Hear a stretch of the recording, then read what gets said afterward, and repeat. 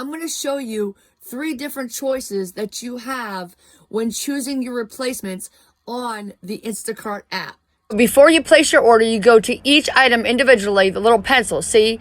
And then it'll say, if item is out of stock, you either pick best match, choose specific replacement, or you can have the shopper choose, and then you can put a little note in there and you can type whatever you want. If there's specific brands that you like Scotch, you can choose don't replace and you'll get a refund automatically. You just have to pay attention in the app because they always ask you before they replace something.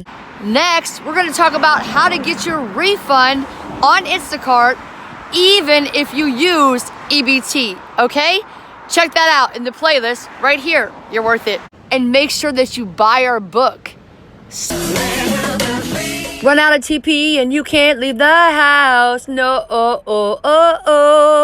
get Instacart delivered. Scotch, 20 rolls, 1,000 sheets each, less than $16 on Instacart at Walmart. And you can get all your ingredients with our Instacart link right down there. It gets you $10 off your first order of $35 or more, alcohol and cigarettes not included. And you have to be 18 years old. It also gives you free delivery on your first order, okay? You're worth it.